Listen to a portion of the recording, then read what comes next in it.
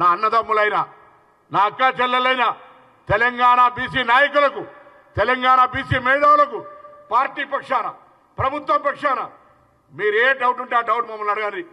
Before going education సామధాన భేద దండ ఉంటే దేనికైనా కనీసం ఈ బిడ్డలు ఇక్కడ ఉన్నారు, ఏమైనా తప్పు జరిగిందా అని సంప్రదించకుండా రోడ్డు ఎక్కి కాయిదాలు చెప్తారా? ఇది ఎక్కడ న్యాయం? ఆహ్వానిస్తాను పార్టీ పక్షాన ప్రభుత్వం పక్షాన మీకేమైనా అనుమానం ఉంటే ఈ ప్రక్రియ రాజకీయ పార్టీని విమర్శించేది కాదని ఇంకేదైనా ఉంటే మేము దాన్ని స్వీకరించడానికి సిద్ధంగా ఉన్న బాధ్యత వహిస్తాం, తలకాయ వస్తాం. మేము ముందట వట్టిగానే బట్టగాల్చి బీసీలో సమాజం చాలా ఆవేదనతో మాట్లాడుతున్నాం. ఇది 1986 నిన్న కూడా చెప్పిన సభలో మురళీధర్రావు కమిషన్ వచ్చినాడు నవ సంఘర్షణ సమితి సమసంగ్రామ పరిషత్తులో ఉద్యమించిన బిడ్డలం. ఇలా బీసీల హక్కుల కోసం కొట్లాడుతూ ఉన్నాం. అటువంటి బీసీల హక్కుకు సంబంధించి శాసనసభ తీర్మానాన్ని ప్రవేశపెట్టి ఇలా శాసనసభలో నిర్ణయం నుంచి నివేదిక దాకా వచ్చే మధ్యలో మాట్లాడని వాళ్ళు అనేక సందర్భాలు విజ్ఞప్తి చేసినాం. మీరు కూడా మమ్మల్ని అనేక సందర్భాల్లో కలుసుకున్నాం. వాళ్ళందరూ రాజకీయ పార్టీలు మిమ్మల్ని రెచ్చగొట్టచ్చు, లేకపోతే మీకు తప్పుడు సమాచారం ఇస్తున్నారు. 2011 జనాభా లెక్కల తర్వాత ఏ లెక్క లేదు. 2011 జనాభా లెక్కల్లో బీసీలకు సంబంధించిన లెక్క లేదు.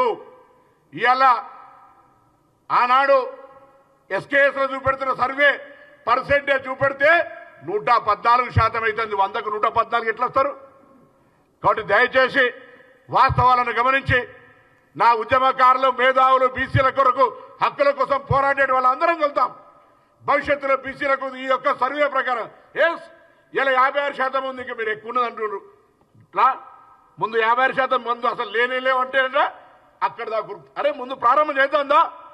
ఈ ప్రక్రియ ఈ యొక్క సర్వే ప్రకారంగా వచ్చినటువంటి సమాచారం కొరకు ఒక పబ్లిక్ డొమైన్ ద్వారా పబ్లిక్ ఒపీనియన్ క్రియేట్ చేసుకొని వాళ్ళకి ఏమేమి స్కీమ్స్ పెట్టాలో గవర్నమెంట్కి ఒక దిశ ఇవ్వండి, ఒక మార్గదర్శకత ఇవ్వండి, రిజర్వేషన్లు అడగండి.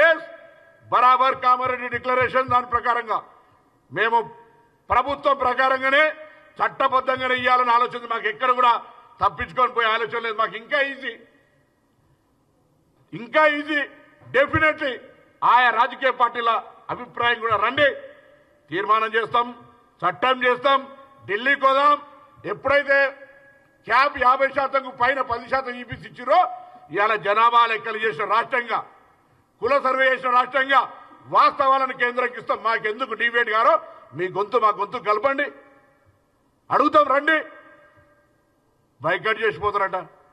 సర్వేలో పార్టిసిపేట్ చేయడం నీకు బైకట్ చేసే ముఖం ఎక్కడదని అడుగుతా ఉన్నా. బీసీల గురించి మాట్లాడే హక్కు ఎక్కడదని అడుగుతా ఉన్నాం. పార్టీల హక్కు కోసం అడిగిన రాజేందర్ బయటికి పంపినోడివి, నీ పార్టీలో ఒక పదవి ఇయ్యనోడివి, అధికారంలో ఉన్నప్పుడు ఇయ్యనోడివి, అధికారం పోయినాక పార్టీల స్థానం ఇయ్యనోడివి, నీకు మా బీసీల గురించి అడిగే హక్కు ఎక్కడ అడుగుతున్నాం. అందుకే వాళ్ళ గురించి కంటే ఎక్కువ నా కుటుంబ సభ్యులైన బీసీ ఉద్యమకారులను, నా బీసీ సంఘ నాయకులను మీకేదైనా తప్పిస్తే అన్న కూడా సీనియర్ విద్యార్థి రాజకీయాల నుంచి వచ్చినాడు. మేము విద్యార్థి రాజకీయాల నుంచి వచ్చినాం. అక్క మేమందరం కూడా కష్టాల్లో ఉండి ఉదాహరణగా ఒక్కొక్క సమస్య వస్తే ఈ బీసీ నాయకులందరూ కలిసి రావాల్సిన అవసరం ఉందిగా. అందుకే ఇలా వాళ్ళందరినీ కోరుతా ఉన్నా, దయచేసి బలహీన వర్గాల ఆకాంక్షలకు దెబ్బ తాకకుండా, బలహీన వర్గాల ఆకాంక్షల్ని ప్రభుత్వాలు తప్పనిసరి ఏ పార్టీ ఉన్నా చేసే విధంగా మన వ్యవహారం ఉండాలి.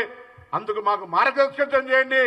అధికారంలో ఉన్న మీ అందరి ఆశీర్వచనంతో బరాబర్గా మేము మీకు సోదరులుగా మీ ఆలోచనను అమలు చేసే దిశగా తీసుకొస్తాం. ప్రతి ప్రక్రియలో సామధాన భేద దండ అన్నట్టుగా ఇక్కడ ఏదైనా తేడా ఉంటే మా దృష్టికి తేండి. సరిపోకపోతే మీరు అప్పుడు ఉద్యమించండి. ఉద్యమం ప్రజాస్వామిక హక్కు. కానీ ఏం లేకుండా నటిగిన కాయిదాలు చింపేస్తే ఇది ట్రాప్లో పడ్డట్టు ఫీల్ అవుతా ఉన్నాం. మరొక్కసారి విజ్ఞప్తి చేస్తా ఉన్నా, అన్నలారా దయచేసి బలహీన వర్గాల ఆకాంక్షకు దెబ్బ తాకకుండా వ్యవహారం చేయమని హృదయపూర్వకంగా కోరుతా ఉన్నా.